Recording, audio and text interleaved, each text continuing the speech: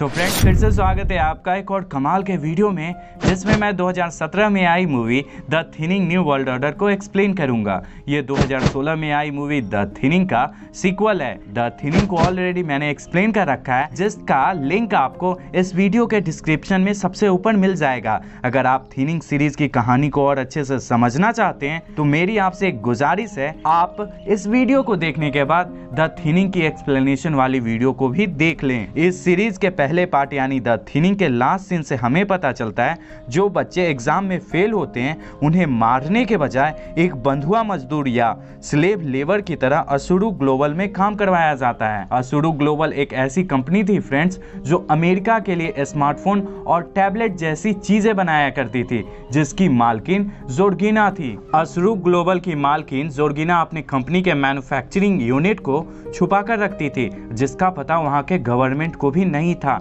The thinning new world order की कहानी दो फेज में आगे बढ़ती है और लास्ट में जाकर एक में मिल जाती है। एक फेज लाइना को फोकस करती है तो दूसरी ब्लेक को। फिल्म के पहले सीन में हमें बाहरी दुनिया के लिए मरे ब्लेक के फ्यूनरल को दिखाया जाता है, जहां लाइना मौजूद होती है। थिनिंग प्रोसेस से बाहर निकलने या रिजल्ट में हुए गड़बड़ी के बाद भी जिंदा बचने के बाद लाइना एक सेलिब्रिटी की तरह बन गई होती है, जिसके कारण सारे न्यूज चैनल वाले थिनिंग प्रोसेस की बुराई जानने के लिए उसका इंटरव्यू लेने के लिए उसके पीछे पड़े होते हैं। लगभग 9 महीने बाद अमेरिका का प्रेसिडेंट का इलेक्शन होने वाला होता है। ब्लेक का पिता डीन यानी टेक्सास का गवर्नर भी प्रेसिडेंट का इलेक्शन लड़ने का डिसीजन लेता है और अपने आदमी जैक को भेजकर लाइना को उसके भाई बहनों के साथ ऑफिस में बुलाकर कहता है, लाइना, ब्लेक तुम्हारा क्लासमेट था। ब्लेक के मर जाने से मैं काफ़ी परेशान हूँ, पर जो हुआ सो हुआ। मैं आगे प्रेसिडेंट का चुनाव लड़ना चाहता हूँ। थिनिंग प्रोसेस में मैसोन के गलती के कारण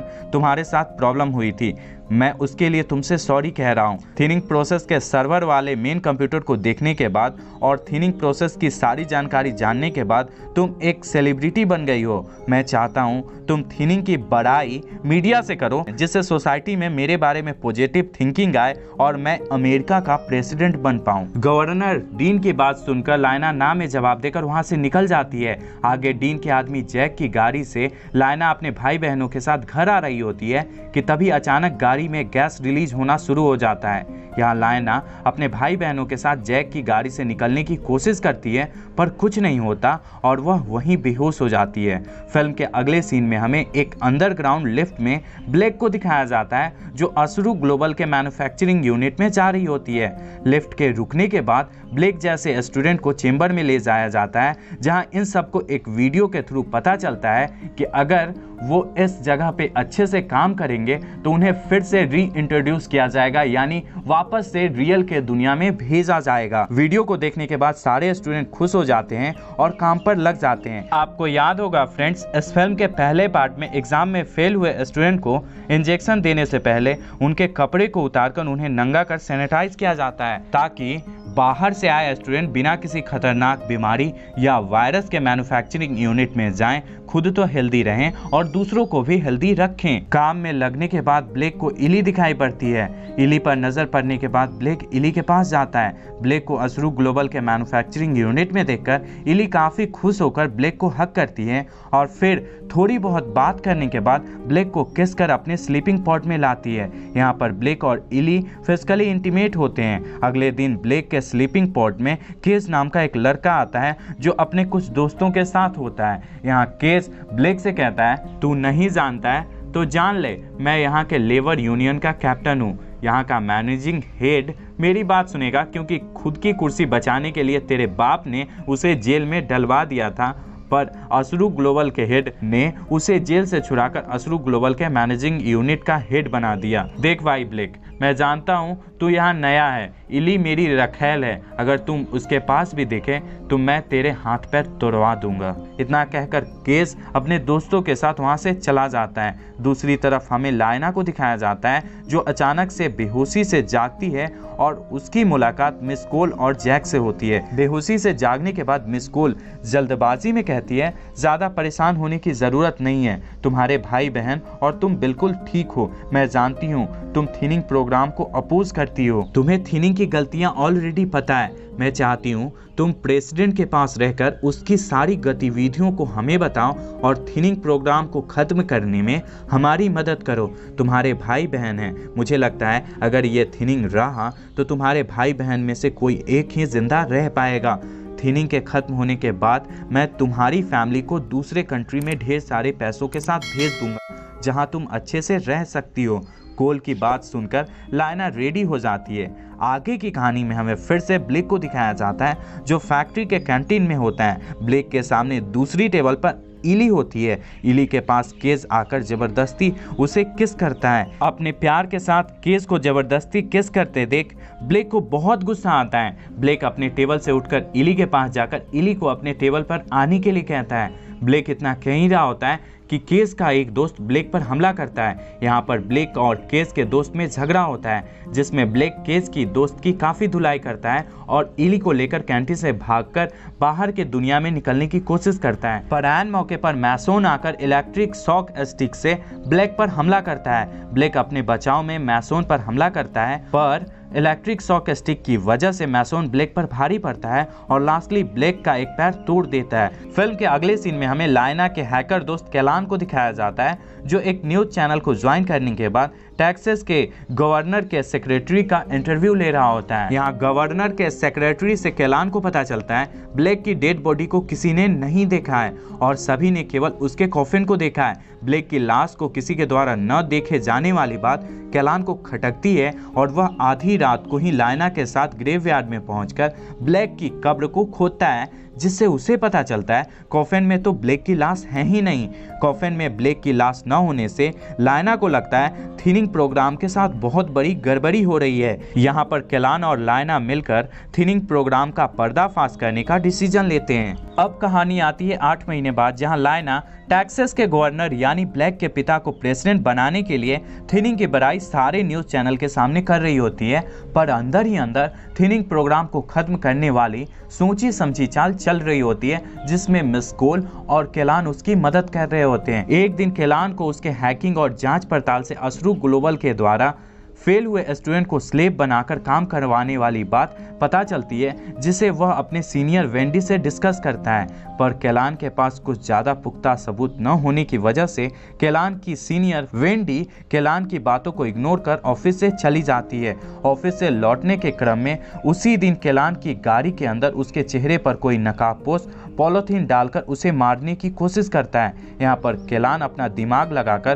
कार के अलार्म को बजाता है। अलार्म की आवाज़ से लोगों को अपनी तरफ आता देख कैलान को मारने वाला नकाबपोश वहां से फरार हो जाता है। अपने ऊपर में हुए हमले से परेशान होकर कैलान लायना के पास पहुंचता है और कुछ पेज पर लिखकर लायना को दिखाता है जिसका सीधा साधा मतलब होता है लायना ये सच है, असरू ग्लोबल वाले एग्जाम में फेल हुए बच्चों से स्लेव या बंधुआ मजदूर की तरह काम करवाते हैं। असरू ग्लोबल को ये पता है कि हम दोनों उसे पर्दाफाश करने में लगे हुए हैं क्योंकि वेंडी के साथ हुए असरू ग्लोबल वाले कन्वर्सेशन के बाद असरू ग्लोबल ने मुझे मारने की कोशिश की है। इतना बताकर कैलान लायना के पास से चला जाता है। उधर दूसरी तरफ असरू ग्लोबल की फैक्ट्री में ब्लेक को पता चलता है केस यहाँ के लेबर यूनियन का कैप्टन है। अगर वह यहाँ के सारे लेबर का सपोर्ट चाहता है तो उसे यूनियन का कैप्टन बनना पड़ेगा।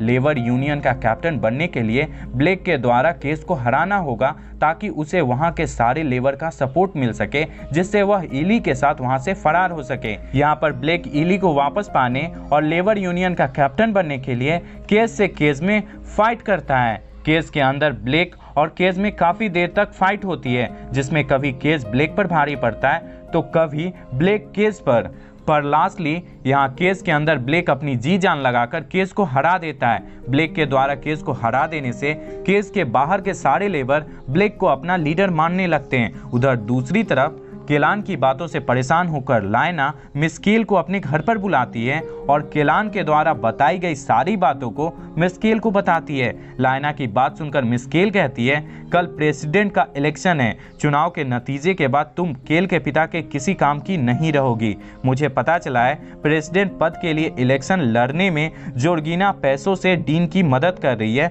जो ब्लेक का फादर है या टेक्सास का गवर्नर है। अपनी कंपनी यानी असरू ग्लोबल के लिए सस्ते दामों पर लेबर पाने के लिए जोर्गिना ने टेक्सास के गवर्नर से कहकर टेक्सास में थिनिंग प्रोसेस को इंट्रोड्यूस करवाया था, जिसमें हर साल टेक्सास के लाखों नाबालिग बच्चे मारे जाते हैं और 16 साल से ऊपर के उम्र वाले लड़के को स्लेव बनाकर वहां पे लेबर की तरह काम करवाया जाता है। केवल बच्चों को मारने वाली बात डीन यानी टेक्सास के गवर्नर को पता है, स्लेव वाली बात से अभी भी डीन अनजान है। तुम्हें जोर्गिना के ऑफिस में जाकर उसके कंप्यूटर से ढेर सारी जानकारी निकालनी होगी, जिससे हमें जोर्गिना के खिलाफ ढेर सारा सबूत मिल सके। मिस्केल की बात सुनकर लायना पूछती है, तो जोर्गिना का ऑफिस कहाँ है? मिस्केल जवाब देती है, डीन के प्राइवेट ऑफिस के जस्ट बगल में। यहाँ मिस्केल वापस से कहती है, आज इलेक्शन का दिन है, इलेक्शन के टाइम में सभी टेंशन में होंगे।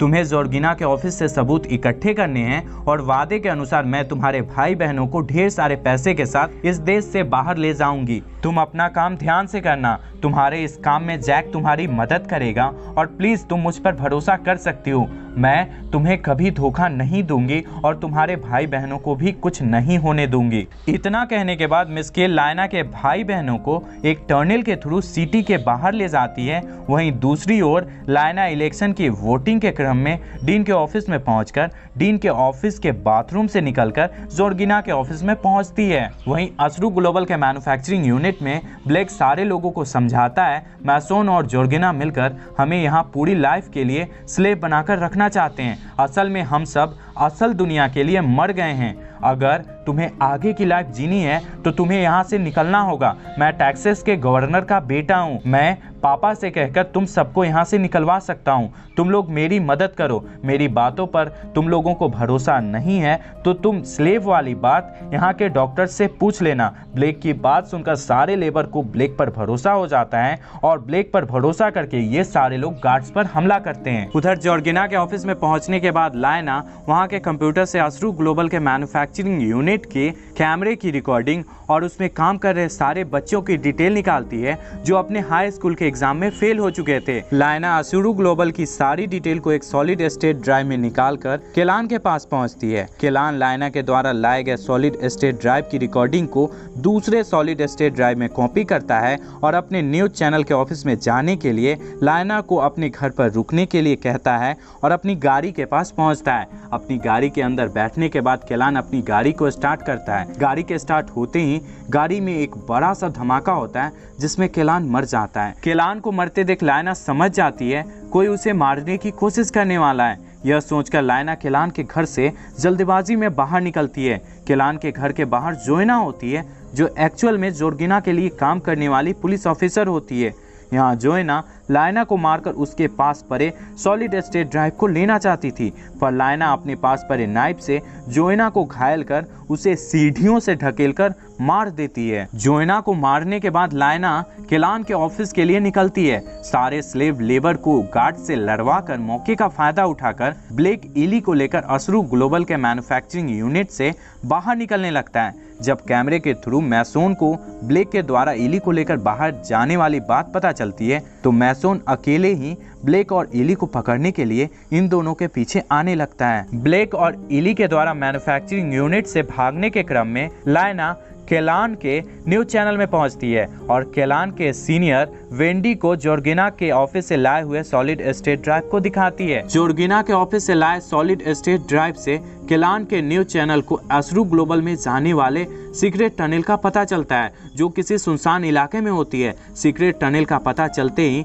न्यूज चैनल वाले हेलीकॉप्टर से टनल को खोजने के लिए निकल पड़ते हैं। मैन्युफैक्चरिंग यूनिट से भागते समय ब्लेक और इली एक टनल से होते हुए एक सुनसान जगह पर निकलते हैं। ये सीक्रेट टनल वही जगह था फ्रेंड्स जिसका जिक्र लायना के द्वारा लाए गए सॉलिड स्टेट ड्राइव में हुआ था। टनल से निकलते ही मैसोन भी इनके पीछे टनल से बाहर निकलता है। यहाँ मैसोन ब्लेक और इली को मारने की कोशिश करता है पर इली और ब्लेक मिलकर मैसोन को मार देते हैं। ब्लेक और इली के द्वारा मैसोन को मारने के बाद इनके पास न्यूज चैनल वाले हेलीकॉप्टर से पहुंचते हैं। यहाँ पर न्यूज चैनल वाले ब्लेक और इली को लेकर न्यूज चैनल के हेड ऑफिस में पहुंचते हैं। वहीं दूसरी तरफ प्रेसिडेंट के इलेक्शन का रिजल्ट आता है जिसमें टेक्सास का गवर्नर यानी डीन जीत जाता है। जब न्यूज चैनल वालों को ब्लेक और ईली के जिंदा होने की बात पर पूरा भरोसा हो जाता है तो केलान के न्यूज चैनल वाले ब्लेक और ईली के जिंदा होने, जोरगना के स्लेव लेबर और उसके गैर कानूनी रूप से चल रहे असरू ग्लोबल के मैन्युफैक्चरिंग यूनिट का पर्दाफाश करते हैं। जब प्रेसिडेंट डीन को जोरगिना के स्लेव लेबर और गैर कानूनी रूप से चल रहे